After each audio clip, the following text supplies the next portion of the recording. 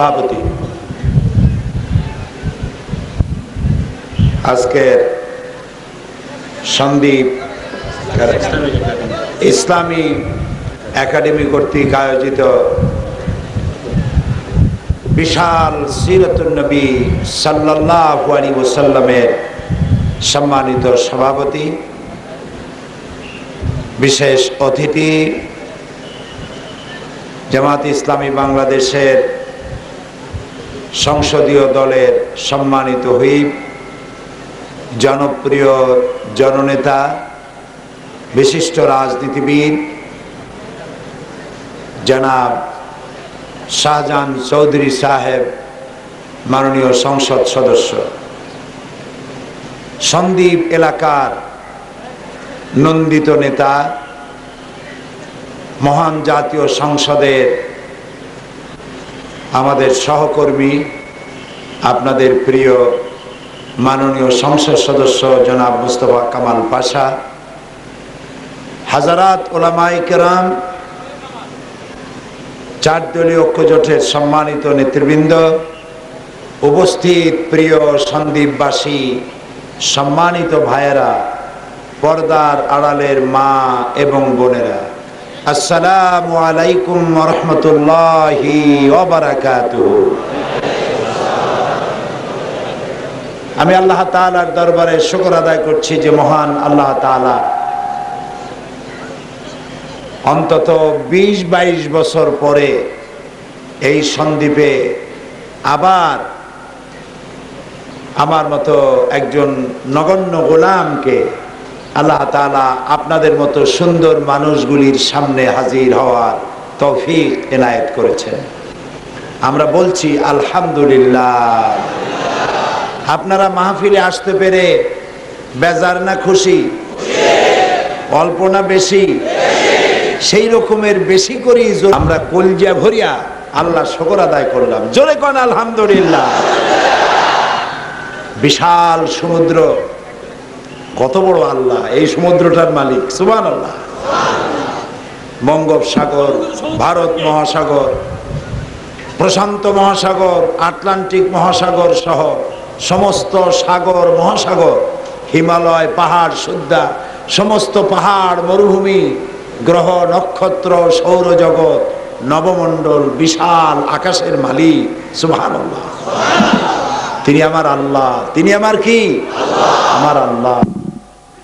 তিনি দয়া করে বঙ্গোপসাগরের মধ্যে এই ছোট্ট একটু জমিন জায়গায় দিয়া এইখানে আপনাদের বসবাসের ব্যবস্থা করে দিয়েছেন, সুবহানাল্লাহ। তিনি কত মহান, কত দয়া। এই জায়গাটুকুন না বানালে এই মানুষগুলো ওপারে চিটাগংয়ে ভিড় করতে গিয়ে আরো গাদাগাদি হয়ে যেত। গাদাগাদি বলে তো না কি বলে? গাদাগাদি হয়ে যেত, আরো ঝামেলা হইতো। আল্লাহ দয়া করে এখানে একটা উঠাই দিয়েছে, আবার কুতুব দিয়ে একটা উঠাই দিয়েছে, হাতিয়ে একটা উঠাই দিয়েছে, বিভিন্ন জায়গায় সমুদ্রের মধ্য দিয়ে আল্লাহ জায়গা করে দিয়েছেন। অভাব নাই জায়গায়, আল্লাহর জমিনের অভাব নাই। তিনি মহান, তিনি অনেক বড়, তিনি আযীম, সুবহানাল্লাহ, সুবহানাল্লাহ। তার প্রশংসা করে আমরা শেষ করতে পারবো না। আল্লাহর শেখানো ভাষা দিয়েই শুকরিয়া আদায় করে নিই। পড়েন আমার সাথে, আলহামদুলিল্লাহি রাব্বিল আলামিন। এটি তিনি আমাদের শিখাই দিয়েছেন। এই ভাষায় আমার শুকর আদায় করো। সমস্ত প্রশংসা ওই আল্লাহ তাআলার, যিনি তামাম জাহানের পালনেওয়ালা রব, তার প্রশংসা। আপনারা এসেছেন, আমি জানতে পারলাম, আলাউদ্দিন আমাকে টেলিফোন করে জানালো, আমি তখন ঢাকায়, বলল যে সেই রাতেই মা বোনেরা চতুর্দিকে প্রত্যেক বাড়ি বাড়ি এসে ভর্তি হয়ে গেছে। সকালবেলা থেকে লোকেরা এখানে বসে আছে, না খায়া, সকালে নাস্তাও করে নাই, জায়গাটা ছাড়িয়ে দিলে জায়গাটা পাবে না, এই জন্য বসে আছে মানুষ, সুবহানাল্লাহ। কার জন্য? নবী, বিশ্ব নবী মুহাম্মদ রাসূলুল্লাহ সাল্লাল্লাহু আলাইহি সাল্লামের জন্য, সুবহানাল্লাহ। তাকে শোনার জন্য আপনারা এসেছেন, তাকে জানার জন্য এসেছেন। আল্লাহ রাব্বুল আলামিন এই পৃথিবীতে যা কিছু সৃষ্টি করেছেন সকল সৃষ্টির মধ্যে সুন্দর সৃষ্টি মুহাম্মদ রাসূলুল্লাহ সাল্লাল্লাহু আলাইহি ওয়াসাল্লাম। তাকে আল্লাহ তাআলা বানিয়েছেন, তাকে জানার জন্য আপনারা এসেছেন। আমার মতো ছোট্ট নগণ্য অযোগ্য, লেখাপড়া জানি না, ইলম আমল নাই, আমার মতো মানুষ মুহাম্মদ সাল্লাল্লাহু আলাইহি ওয়াসাল্লামের কি প্রশংসা করতে পারবো? সুবহানাল্লাহ। যার প্রশংসা আল্লাহ নিজে করেছেন, যার প্রশংসা আল্লাহ নিজে করেছেন, কি বিশাল ব্যক্তিত্ব। এই যে কোরআন, এর নাম কি? এই কোরআনে কারিমে আল্লাহ রাব্বুল আলামিন সব নবীদের যাদের দরকার হয়েছে আল্লাহ নাম ধরে ধরে রেখেছেন। ইয়া আদম, ইয়া জাকারিয়া, ইয়া মূসা, ইয়া ঈসা, ইয়া ইব্রাহিম। কিন্তু গোটা কোরআন শরীফে কোথাও ইয়া মুহাম্মদ এই নামটি আছে? ইয়া মুহাম্মদ এই বলে আল্লাহ তাআলা রাসূলকে ডাকছেন? ডাকেন। আল্লাহ রাব্বুল আলামিন কোরআনে কারীমের মধ্যে নিজে তো রাসূলুল্লাহকে নাম ধরে ডাকলেন না, বরং তিনি শুনিয়ে দিলেন দুনিয়ার মানুষেরা তোমরাও পরস্পর পরস্পরকে যেভাবে নাম ধরে ডাকাডাকি করো এইভাবেই করে আমার নবীকে নাম ধরে ডাকবা না। সুবহানাল্লাহ কইতে ইচ্ছে করে না? আল্লাহ নিজেও নাম ধরে ডাকেন নাই, আর নাম ধরে ডাকতে নিষেধ করে দিয়েছেন। কত সম্মান, কি বিশাল সম্মান। নবী করিম সাল্লাল্লাহু আলাইহি ওয়াসাল্লামের নাম কোরআনে কারিমে মোট 4 জায়গায় ব্যবহার করা হয়েছে। মুহাম্মদ নাম কি? সাথে সাথে বলেন সাল্লাল্লাহু আলাইহি ওয়াসাল্লাম। আহমদ 4 জায়গায় এই পবিত্র নাম ব্যবহার করা হয়েছে, তার ডাকার জন্য নয়।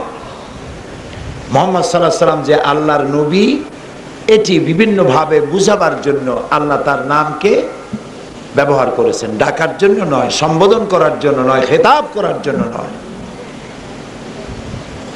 পৃথিবীতে যত নবী আল্লাহ পাঠিয়েছেন সমস্ত নবীকে পাঠিয়েছেন যার যার এলাকার জন্য, যার যার জাতির জন্য, যার যার গোত্রের জন্য। মুহাম্মদ সাল্লাল্লাহু আলাইহি ওয়াসাল্লামকে শুধুমাত্র কুরাইশদের জন্য নবী করা হয়েছে? বোঝেন কথা? আরবি ভাষাভাষী লোকদের জন্য নবী বানানো হয়েছে? না। আল্লাহ রাব্বুল আলামিন বলেন কুল ইয়া আইয়ুহান নাসু ইন্নী রাসূলুল্লাহি ইলাইকুম জামিআ। নবী হে, আপনি বলে দিন, হে মানব সকল, আমি আল্লাহর পক্ষ থেকে তোমাদের সকলের জন্য রাসূল হয়ে এসেছি। তাই মুহাম্মদ সাল্লাল্লাহু আলাইহি ওয়াসাল্লাম মক্কার নবী শুধু নন, মদিনার নবী শুধু নন, আরবি ভাষাভাষীদের নবী শুধু নন, তিনি বিশ্ব নবী। জোরে বলেন তো কি নবী? আল্লাহ তাআলা তাকে বিশ্ব নবী করে পৃথিবীতে পাঠালেন, মর্যাদা দিলেন এত বেশি, তিনি যদি উম্মতের কোন ব্যাপারে বলেন হ্যাঁ, হালাল হয়ে যায়। রাসূলুল্লাহ বলেছেন হ্যাঁ, হালাল হয়ে গেল।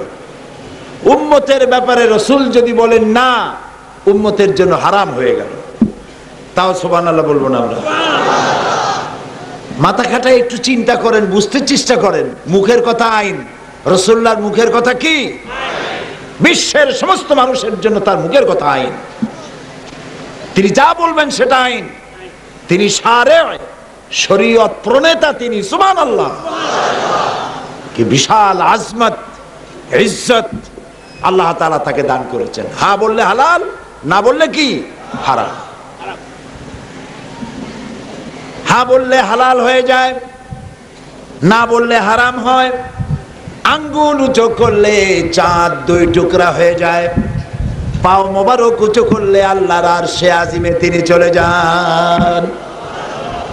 আল্লাহর দরবারে যদি কোনো মোনাজাত তিনি করেন, মুখ দিয়া বলার দরকার হয় না, হাত উঁচু করে বলার দরকার হয় না, মনে মনে ইরাদা করতে দেরি আছে, আল্লাহর দরবারে মুনাজাত মঞ্জুর হতে দেরি নাই।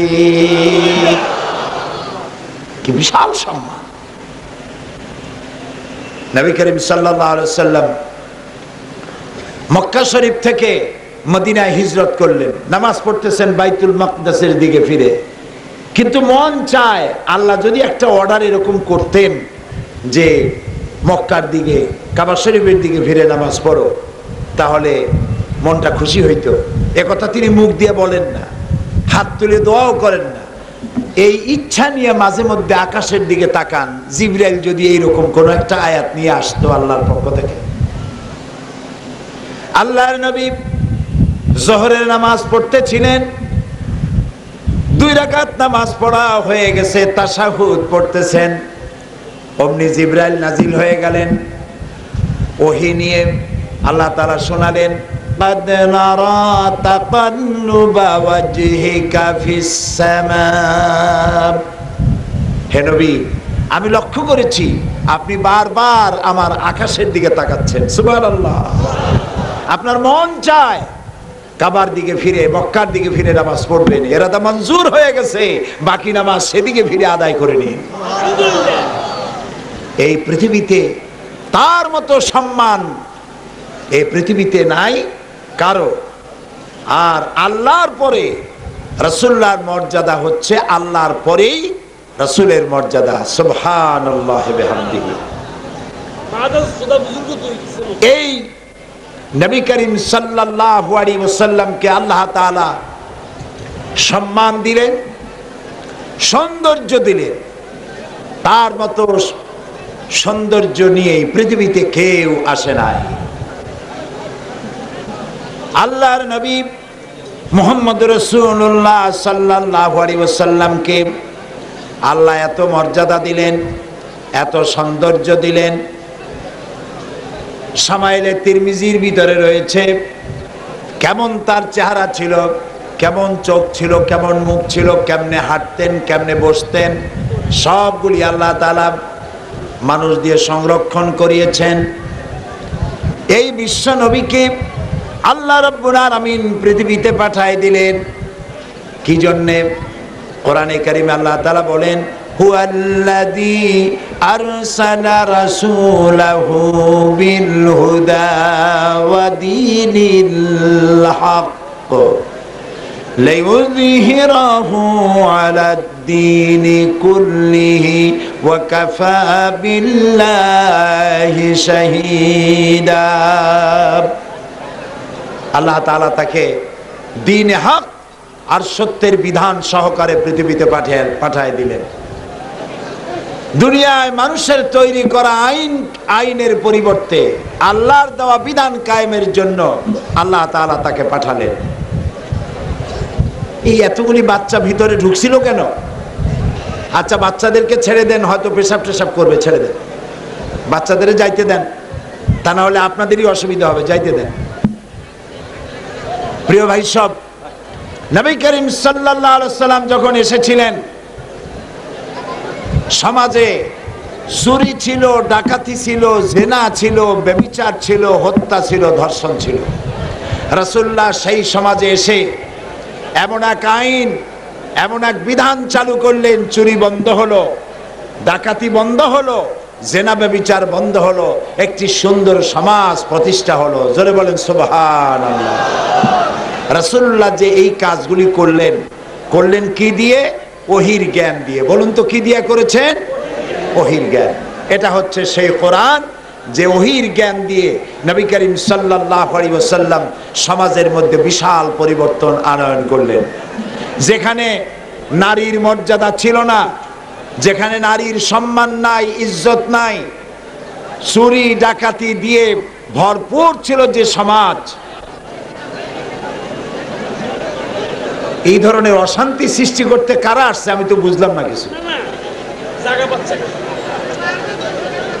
আল্লাহ রহম করুক। আপনাদের মাঝে যে দাঁড়ায় ধরিয়া আসতে বসায় দেন, এছাড়া ওষুধ নাই।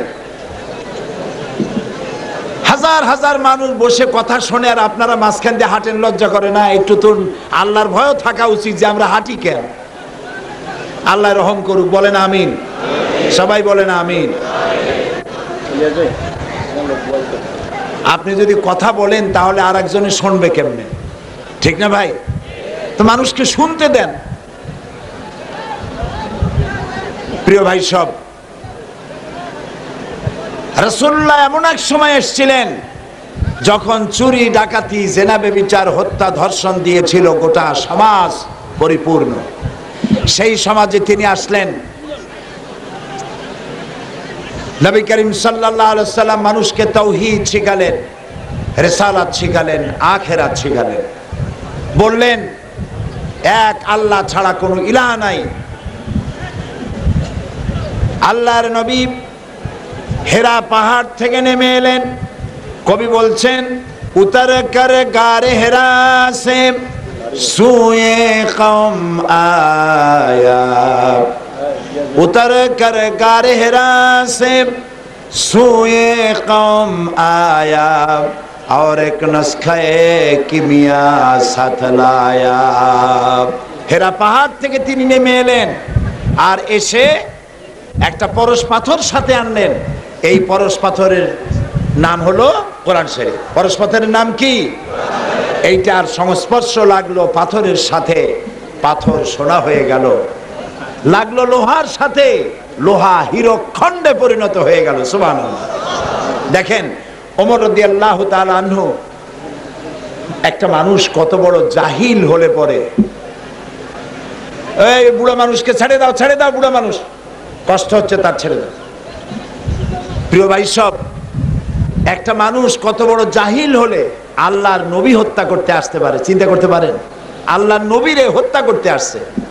সেই হযরতে ওমর যখন এই কোরআনের কাছে আসলো, তখন সেই ওমরকে আল্লাহ তাআলা কোথা থেকে কোথায় নিয়ে গেলেন। রাসূলুল্লাহ বললেন লা নবিয়্যা বাদি ওয়ালা রাসূলা, আমার পরে নবীও হবে না, রাসূলও আসবে না, তবে আমার পরে যদি কেউ রাসূল হতো, নবী হতো, তাহলে ওমরকে আল্লাহ নবী বানাই দিতেন। সুবহানাল্লাহ ওয়া বিহামদিহি। দেখেন এই কোরআন হযরত ওমরকে কোথায় নিয়ে গেছে, লক্ষ্য করেন। হযরতে ওমর রাদিয়াল্লাহু তাআলা আনহু তখন রাসূলুল্লাহ ইন্তেকাল করেছেন, হযরত আবু বকর রাদিয়াল্লাহু তাআলা আনহু ইন্তেকাল করেছেন, ওমর রাদিয়াল্লাহু তাআলা আনহু তখন আমিরুল মুমিনিন, খলিফাতুল মুসলিমিন, মুসলিম রাজত্বের প্রেসিডেন্ট হয়ে গেছেন। এই সময় হযরত আলী তিনি স্বপ্নে দেখছেন যেন তিনি নামাজ পড়তেছেন রাসূলুল্লাহর পেছনে, ফজরের নামাজ। নামাজ শেষ করে রাসূলুল্লাহ পিছনের দিকে ফিরে বসছেন, আর পিছনে যারা ছিল তারা সবাই মাসনুন দোয়াগুলি পড়তেছিল।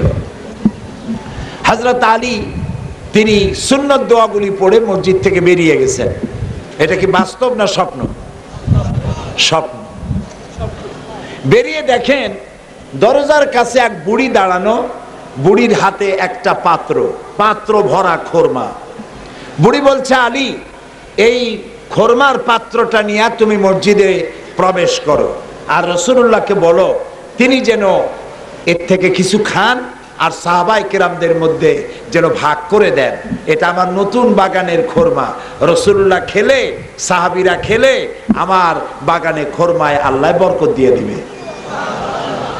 হযরত আলী স্বপ্নের ভিতরে খোরমার পাত্র নিয়ে মসজিদে নববীর মধ্যে আবার ঢুকলেন, রাসূলুল্লাহকে দিলেন আর ঘটনা শোনালেন।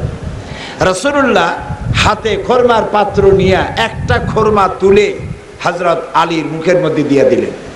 হযরত আলী খোরমাটা চিবোচ্ছেন। এর মধ্যে ফজরের আজান হয়ে গেল। আজানের আওয়াজে হযরত আলীর ঘুম ভেঙে গেল। হযরত আলীর ঘুম ভেঙে গেছে ঠিক, কিন্তু রাসূলের দেওয়া খোরমার স্বাদ হযরত আলীর মুখের মধ্যে তখনও ছিল। তিনি তাড়াতাড়ি উযু করলেন এবং মসজিদে নববীর মধ্যে চলে গেলেন। যে দেখেন মসজিদে নববীতে ইমামতির জায়গায় কে দাঁড়ানো কত এখন? ঠিক, আপনারা কান মন দিয়ে শুনতেছেন, এবার আমি বুঝতে পেরেছি। হযরত ওমর দাঁড়ানো, নামাজ শেষ করে তিনি পেছনে ফিরে বসছেন। মাসনুন দোয়াগুলি সবাই পড়তেছে, হযরত আলী আগে বেরিয়ে গেলেন।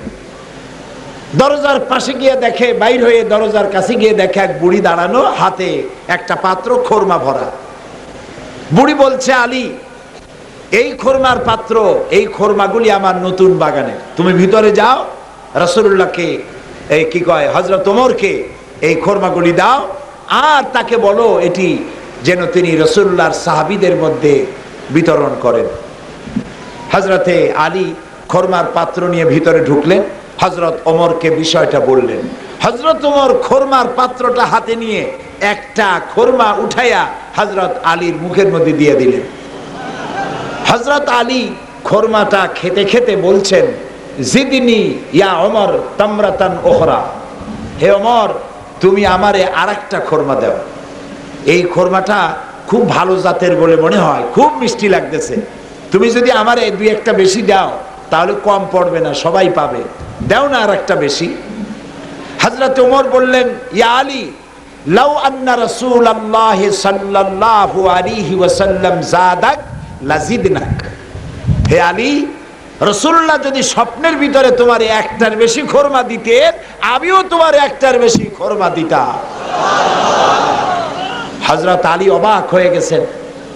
তিনি প্রশ্ন করলেন, ইয়া ওমর, আহিয়া রুইয়া রাইতাহা আম হিয়া গায়ব, এটা কি তুমি আমার মতো স্বপ্ন দেখছো, না গায়ব থেকে তোমারে জানাই দেওয়া হলো? স্বপ্নে দেখলাম আমি, তো তুমি জানলা কি করে?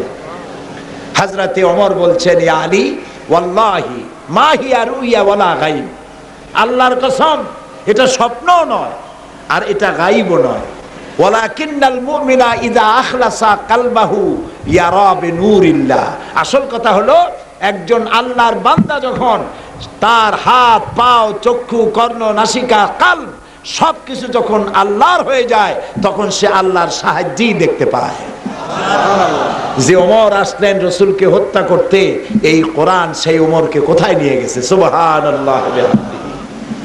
প্রিয় ভাই সব, রাসূলুল্লাহ যখন এসেছিলেন, গোটা পৃথিবীর সব মানুষ, যদি এই আমরা সহ পৃথিবীর সব মানুষ তাদের কলিজাটা ছিঁড়া রাসূলুল্লাহর কদম মোবারকে যদি কোরবান করে দেয়, রাসূলের ঋণ শোধ করা যাবে না। এই মানবতাকে তিনি বাঁচাইছেন। আপনারা কি চিন্তা করতে পারেন রাসূল যে যুগে আসছিল সেই যুগের অবস্থাটা কি ছিল? জেনা করবে, সেজন্য একটা মেয়ে লোক দরকার। সে মেয়ে লোকটা কার মা, কার বউ, কার মেয়ে, কার বোন, তা দেখার তারা পরোয়া করতো না। নাউযুবিল্লাহি মিন যালিক।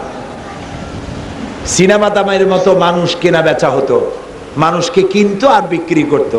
কৃতদাস, দাসী, এই দাসীদেরকে কিনে নিয়ে দাসী বৃত্তি করাতো, তাদের সাথে জেনা করতো। সেই মেয়ে লোকটার পেটে বাচ্চা আসতো, পেটের মধ্যে বাচ্চা আসতে 7-8 মাস হলো বা 9 মাস হয়েছে। এই অবস্থায় বন্ধু বান্ধবদের দাওয়াত দিয়া সেই কৃতদাসী যাকে সে গর্ভবতী করেছে, তাকে সবার সামনে আইনা উলঙ্গ করে তার পেট ছুরি দিয়ে চিরত। পেটটা চেরার সময় মা কিভাবে ছটফট করে তাই তারা দেখতো। পেটের থেকে বাচ্চাটা বাইর করিয়া তারপরে পাশে রাখতো। মা কিভাবে ছটফট করে মরে, বাচ্চাটা কিভাবে ছটফট করে মরে, এই দৃশ্য দেখে তারা পিশাচের মতো হাসতো। এই ছিল পৃথিবী। সেই যুগে আল্লাহ রাসূলুল্লাহকে পাঠালেন। সুবহানাল্লাহ বলবেন না?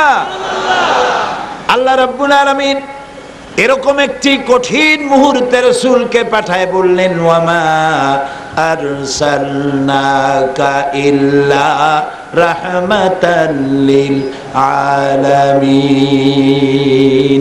নবী হে, আপনাকে আমি পাঠাইছি আমার সমগ্র পৃথিবীর জন্য, আমার সৃষ্টি জগতের জন্য। আপনি আমার রহমত। সুবহানাল্লাহ কোন জোরে, আপনি আমার রহমত। আহারে, এই যে মেয়ে লোক, এই মেয়ে লোকের কোনো দাম ছিল না। নারী মানি নারীর কোনো দাম নাই। মেয়ে লোক হয়ে জন্মগ্রহণ করাই ছিল পাপ। বাপে যখন দেখেছে তার বউর একটা, স্বামী যখন দেখলো বউর কি হয়েছে, কন্যা সন্তান হয়েছে, গলা টিপে মারি বেলায় দিত। জীবিত অবস্থা আছাড় মেরে মারত, কবরের মতো মধ্যে জীবন্ত দাফন করে দিত। আল্লাহ তাআলা কোরআন শরীফে বলছেন, বিআইয়ি যামবিন কুতিলাত, কোন অপরাধে এই নিষ্পাপ বাচ্চাগুলিকে কেন তোমরা মারতেছো? আরে নবী করিম সাল্লাল্লাহু আলাইহি ওয়াসাল্লাম সেই যুগে একজন রসুলের কাছে এসে ইসলাম কবুল করলো। ইসলাম কবুল করে সে কাঁদতেছিল। রাসূলুল্লাহ বললেন, তুমি তো মুসলমান হয়ে গেছো, এখন কাঁদতেছো কেন? লোকটি বলছে, ইয়া রাসূলুল্লাহ, কালেমা পড়ে মুসলমান তো হলাম ঠিক, কিন্তু জীবনে যত গুনাহ করেছি এই গুনাহ কি মাফ হইছে? আল্লাহর নবী বলেন, তুমি যখন পড়েছো লা ইলাহা ইল্লাল্লাহু মুহাম্মাদুর রাসূলুল্লাহ, এই কালেমা পড়ার সঙ্গে সঙ্গে আল্লাহ রাব্বুল আলামিন তোমার তামাম জিন্দেগীর গুনাহ মাফ করে দিয়েছেন। লোকটি তারপরেও কাঁদছে। রাসূল জিজ্ঞেস করছেন, এখন আবার কাঁদো কেন?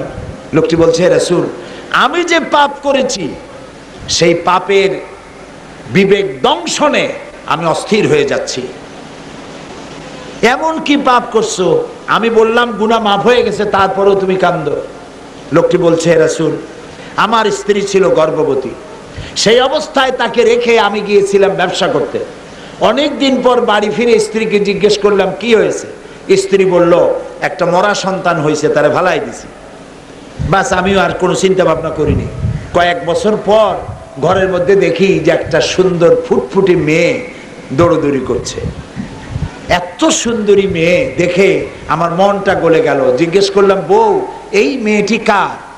বউ বলল, তোমাকে সেদিন আমি মিথ্যা কথা বলছিলাম, ওই দিন আমার মরা সন্তান হয় নাই, একটা মেয়ে সন্তান হয়েছিল। তা যদি তোমার বলি তাহলে তো তুমি মেরে ফেলাই দিবা।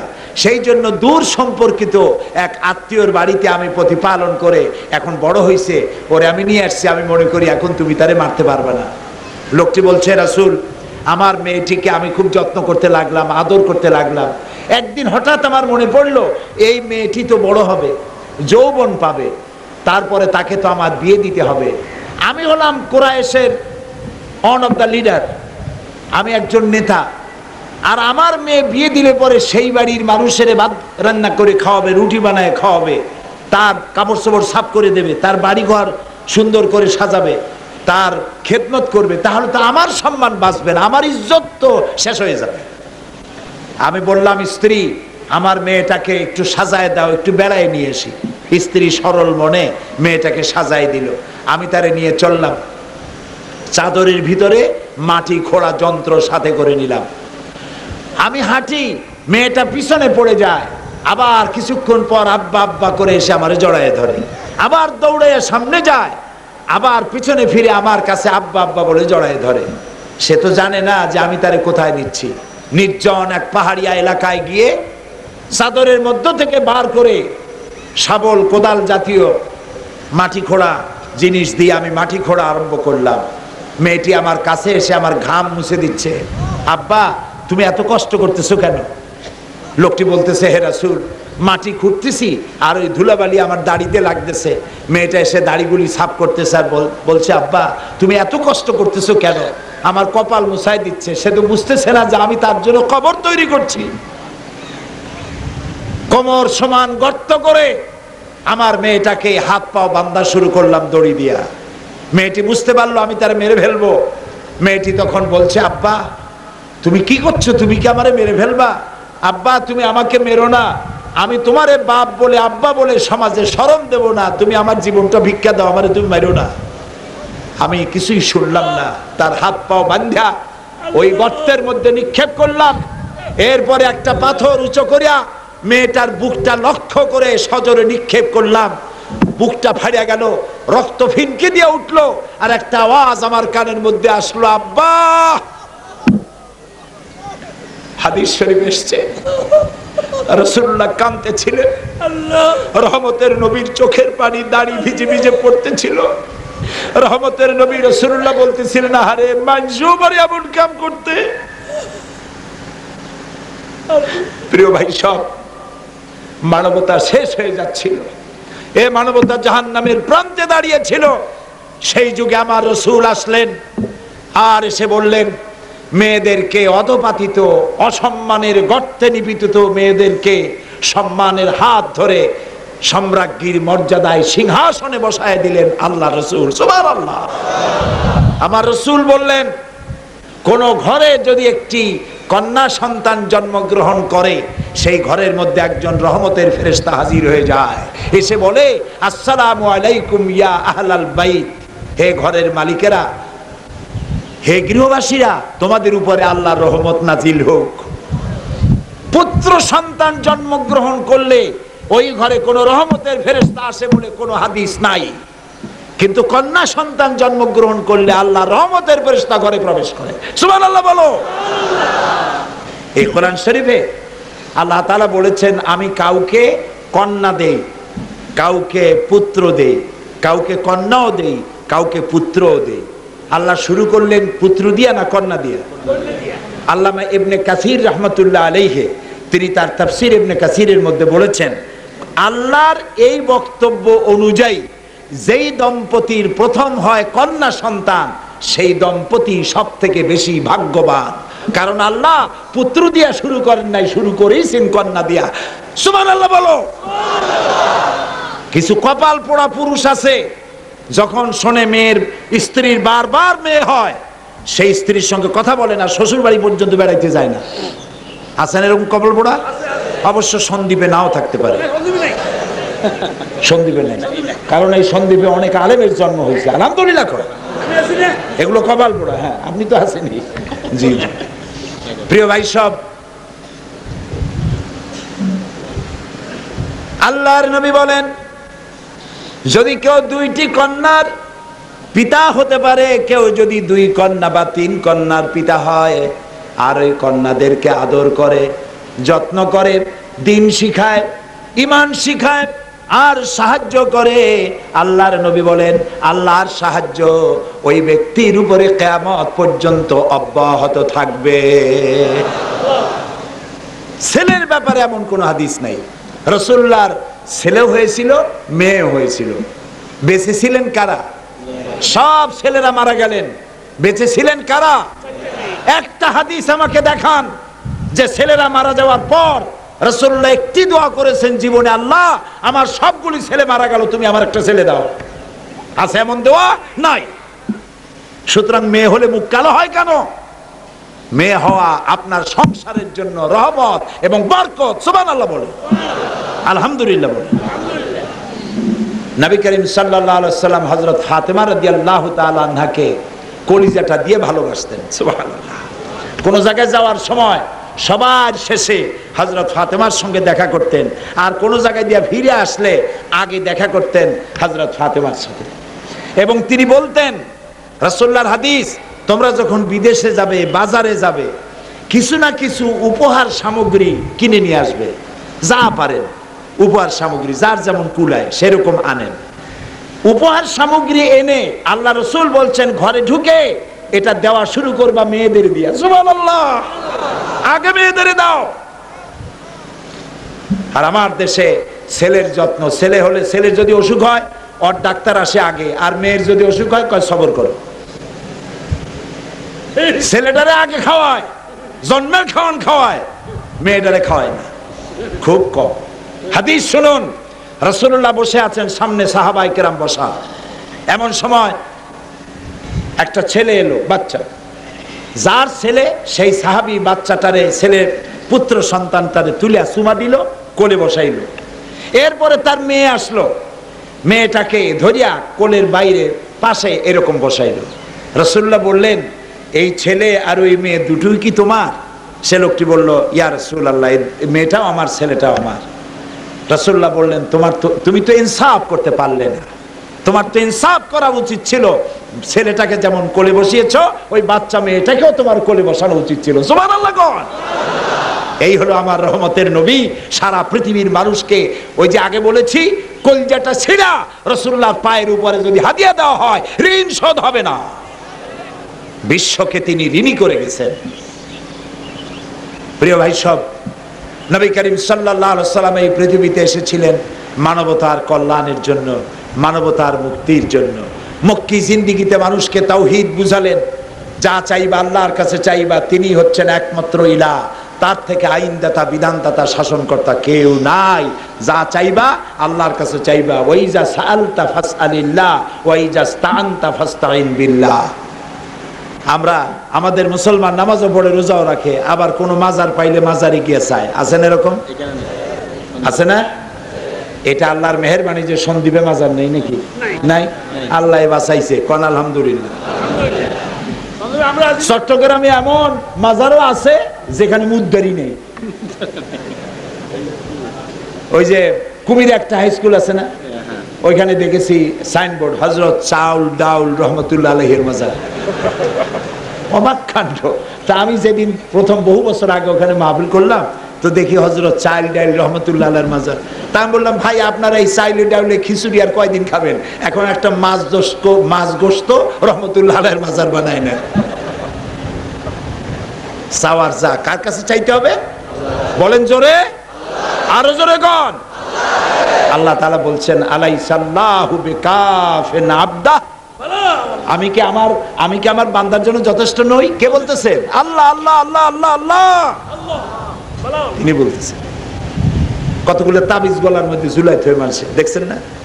ছোট্ট ছোট্ট বাচ্চা, এতগুলো তাবিজ। বাচ্চা যদি কথা কইতে পারতো, বাচ্চা কইতো যে কি অন্যায় করছিলাম, এতগুলা তাবিজ আমার গলায় ঝুলাই দিছ। পীর সাহেবরা আসে, তাদের কাছে নিয়ে যায় সুতা, কালো সুতা, লাল সুতা, হলদে সুতা, ওনরা পড়েন আর ফুদেন আর গিরে দিতে থাকেন এই দড়িগুলা বাচ্চার গলায়। আরে দড়ি হলো ছাগলের জন্য, মানুষের জন্য দড়ি হবে কেন? এগুলো কেন পড়েন?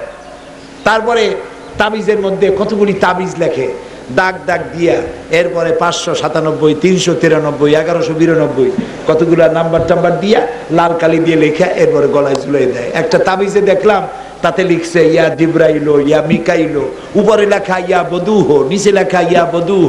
যে লিখলো আমি তার জিগাইলাম, হুজুর বদুহটা কি? কয় যে হুজুর আমিও জানি না বদুহ কি। এই হাবিজাবি তাবিজ দিয়া সর্বনাশ করছে। প্রিয় ভাই সব, যা চাইবেন কার কাছে চাইবেন? বলেন সবাই। আল্লাহ তাআলা বলছেন, আলাইসাল্লাহু বিকাফিন আবদা, আমি কি আমার বান্দার জন্য যথেষ্ট নই? আপনারা কোন? অবশ্যই যথেষ্ট। আরো জোরে কোন? অবশ্যই যথেষ্ট। আল্লাহর কাছে চাইবেন। রাসূলুল্লাহ এটা শিখাইছেন। আল্লাহর নবী তাওহীদ, রিসালাত এবং আখিরাতের জবাবদেহি পূর্ণ জীবন যাপনের কথা শিখায়া মক্কা থেকে মদিনায় হিজরত করলেন। আজ আল্লাহর নবী শুধু নবী নন, সাথে সাথে রাষ্ট্রপ্রধান, প্রেসিডেন্ট। রাসূলুল্লাহ কি আজ? প্রেসিডেন্ট, রাষ্ট্রপতি। দুনিয়ায় যত রাষ্ট্রপতি আছে, মন্ত্রী হয়, এমপি হয়, দেখবেন বাড়ি গাড়ি বাড়তে থাকে, বাড়ি গাড়ি জায়গা জমি। কত মন্ত্রী হয়ে যায়, এমপি হয়ে যায়, স্বাস্থ্য থাকে খারাপ। যখন হয়ে গেল তখন দেখা যায় মাশাআল্লাহ পেট 2টা তরমুজের সমান হয়ে গেছে। তারপরে টিয়ার কাবি খা, নামটা ভালোই রাখছে, খাবি খা, মানে খাবি জমের খাওয়া খা।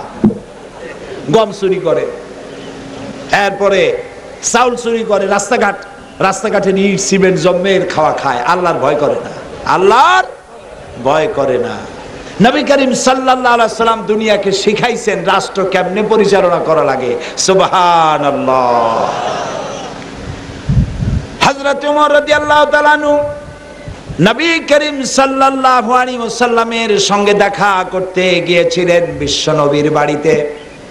দরজা খুলে হযরতে ওমর সালাম দিলেন, আসসালামু আলাইকা ইয়া রাসূলুল্লাহ। নবীজি শোয়া ছিলেন, শোয়া থেকে উঠে বসলেন। হযরত ওমর তাকায় দেখলেন রাসূলুল্লাহর পিঠ মোবারকে দড়ির দাগ।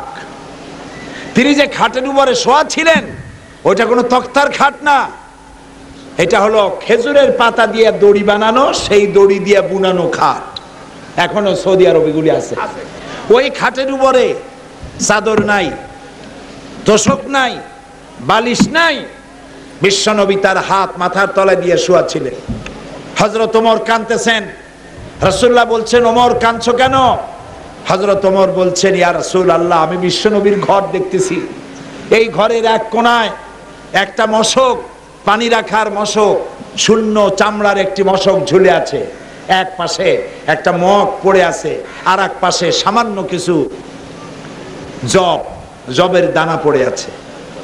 রাসূলুল্লাহ শুয়ে আছেন এমন এক বিছানায়, কোনো বিছানা নাই, চাদর নাই, পিঠে দড়ির দাগ, ইয়া রাসূলুল্লাহ, আমি সহ্য করতে পারছি না, আপনি আমাকে অনুমতি দেন, আমি আপনার জন্য একটা তোশক বানাই আনি।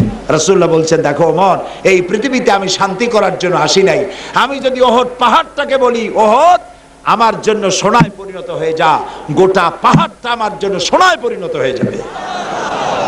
প্রিয় ভাই সব, নবী করিম সাল্লাল্লাহু আলাইহি সাল্লাম এসেছিলেন পৃথিবীতে একটি শান্তিপূর্ণ পৃথিবী সৃষ্টি করার জন্য। তা তিনি করেছিলেন এবং করে তিনি বিদায় গ্রহণ করেছেন। আজ তিনি পৃথিবীতে নাই, কিন্তু তিনি কোরআন রেখে গেছেন। কি রেখে গেছেন? এই কোরআনের শাসন যদি আমরা প্রতিষ্ঠিত করতে পারি, আমাদের জন্য শান্তি ফিরে আসবে। আপনারা কি চান বাংলাদেশে এই কোরআনের শাসন হোক? আপনারা কি চান? কারা কারা চান? দু হাত উঁচু করে দেখান তো। আলহামদুলিল্লাহ বলেন, আলহামদুলিল্লাহ। হাত নামান, হাত নামান।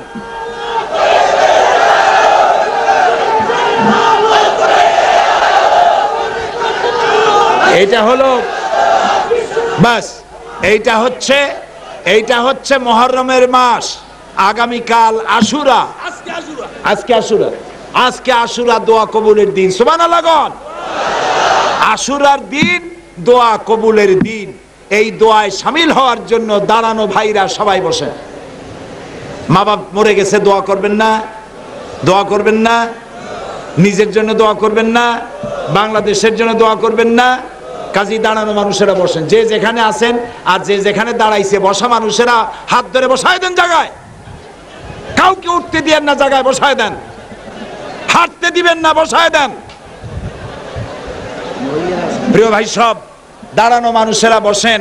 আশুরা উপলক্ষে আল্লাহর কাছে আমরা দোয়া করব, আল্লাহ আমাদের দোয়া কবুল করবেন। বলেন আমিন। সবাই বলেন আমিন।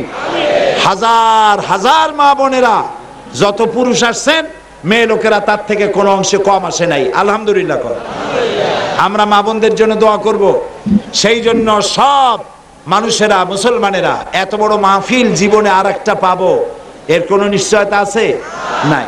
সুতরাং আল্লাহর কাছে দোয়া করার জন্য দাঁড়ানো লোকেরা সবাই বসে পড়েন। আমরা মোনাজাত করব আল্লাহর কাছে।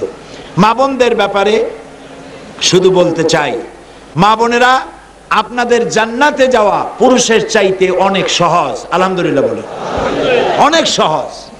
আপনাদের জামাতে নামাজ পড়া লাগে না, আজান দেওয়া লাগে না, একামত দেওয়া লাগে না। সহজ হয়ে গেছে না? আল্লাহ সহজ করে দিছে। 4টা কাজ করবেন। আল মারআতু ইযা সাল্লাত খামসাহা ওয়া সামাত শাহরাহা ওয়া আহসানাত ফারজাহা ওয়া আতাআত বালাহা। রাসূলুল্লাহ বলেছেন, মেয়ে লোক যদি 4টা কাজ করে। কয়টা কাজ কোন তো? 4টা কাজ। 5 ওয়াক্ত নামাজ সঠিকভাবে আদায় করা, রমজানের রোজা রাখা, সতীত্বের হেফাজত করা, স্বামীর আনুগত্য করা।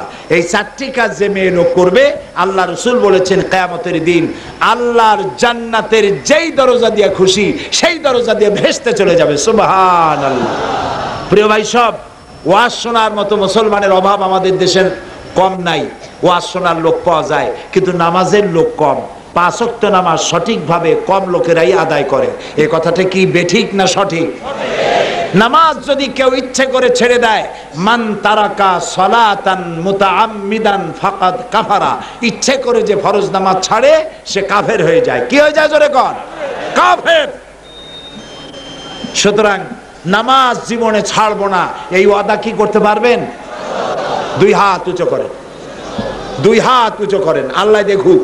বলেন ইয়া আল্লাহ, জোরে বলেন ইয়া আল্লাহ, তোমার পবিত্র নামে কসম করি, ওয়াদা করি, যতদিন পর্যন্ত মালাকুল মউত আমার মাথার কাছে না আসতেছে, ততদিন পর্যন্ত ফরজ নামাজ, ফরজ রোজা আর ছেড়ে দেব না, আর ছাড়বো না, আর ছাড়বো না।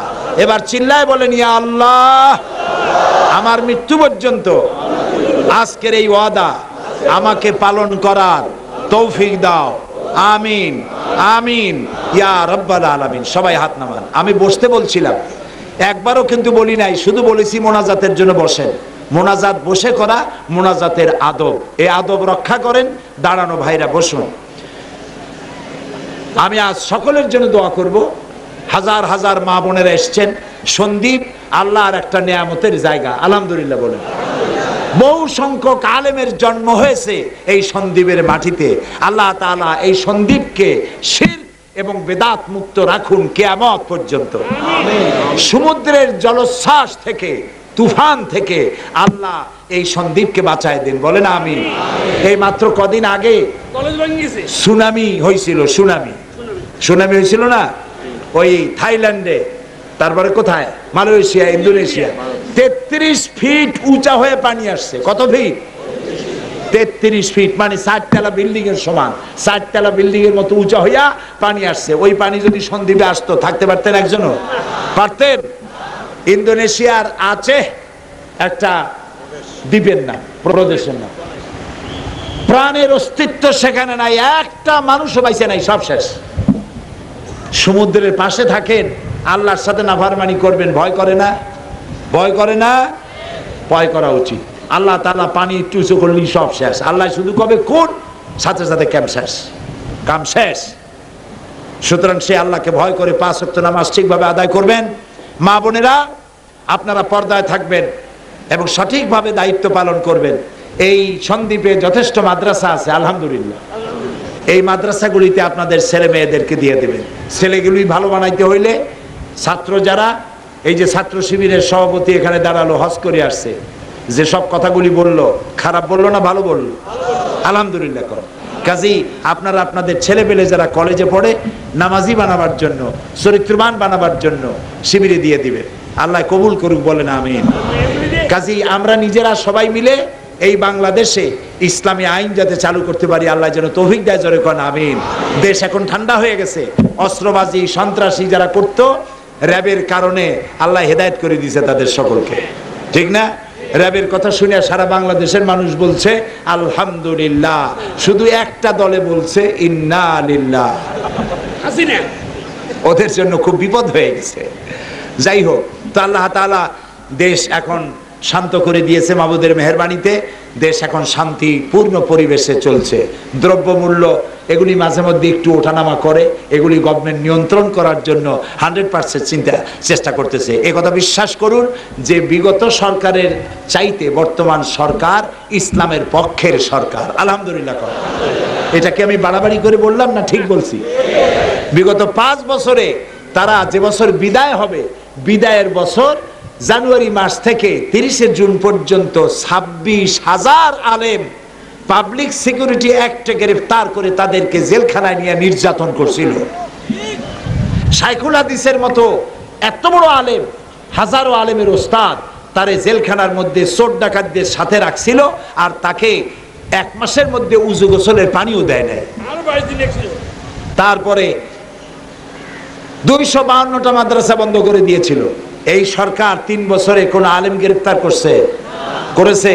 মাদ্রাসা বন্ধ করছে, মসজিদের মুসল্লি পিটাইছে, মুসলমানের মাথার টুপি ওরা গত 5 বছরে নির্বাচনের সময়, গত নির্বাচনের সময় কুত্তার মাথার উপরে টুপি বরাই দিছিল। এই কথা সত্য কিনা বলেন? এত বাজে কাজ তারা করেছিল। তাই আল্লাহ তাআলা এক থাপ্পড়ে বেয়াদবদেরকে শোয়াই দিয়েছে মাটির উপরে।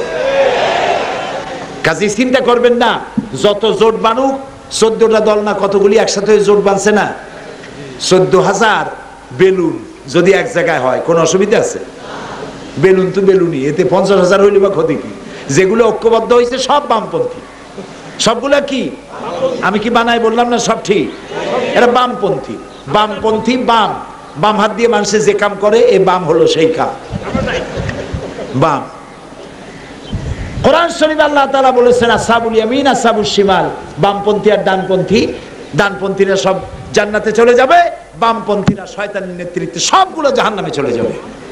কাজেই বামপন্থী নিয়ে যে জোট গঠন করা হয়েছে, ওগুলো একটাও নামাজ পড়ে না। নামাজ নাই, রোজা নাই, আল্লাহ নাই, রসুল নাই, পরকালের চিন্তা নাই। এগুলো নিয়ে জোট বাঁধিয়া কোনো লাভ হবে না।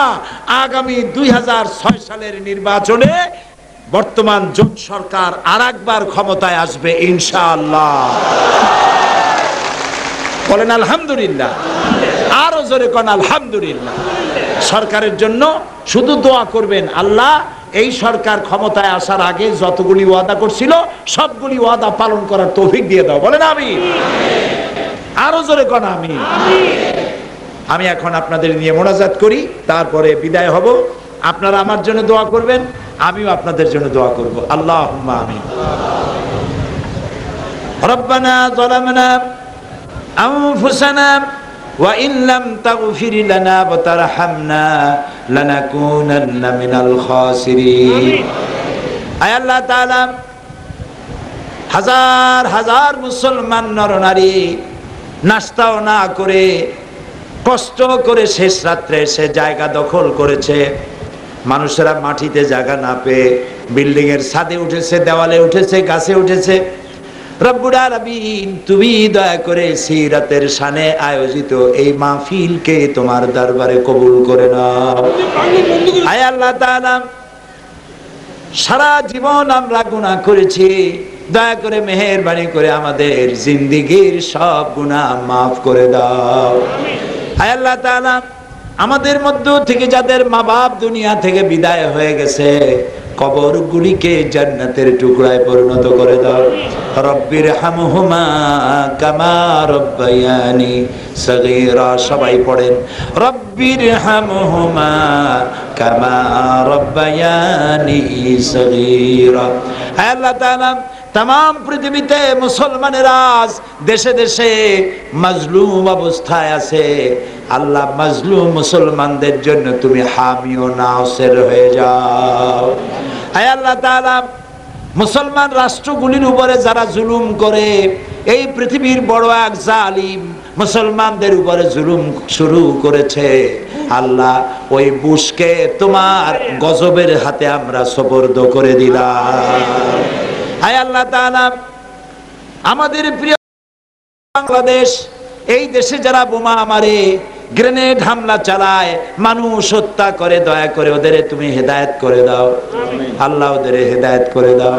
ওদের কপালে যদি হেদায়েত যদি ওদের নসিবে না থাকে, তাহলে নমরুদ, হামান, ফেরাউনকে তুমি যেভাবে ধ্বংস করেছো, আমার দেশে যারা বোমা মারে, যারা গ্রেনেড মারে, যারা মানুষ হত্যা করে, আল্লাহ ওদেরকে গজব দিয়া, লানত দিয়া বিদায় করে দাও। আল্লাহ, এই শয়তানগুলির হাত থেকে আমাদের দেশটারে তুমি দয়া করে বাঁচাও। যারা দেশে নৈরাজ্য সৃষ্টি করে, ওদের হাত থেকে এই দেশকে আল্লাহ তুমি দয়া করে রক্ষা করো।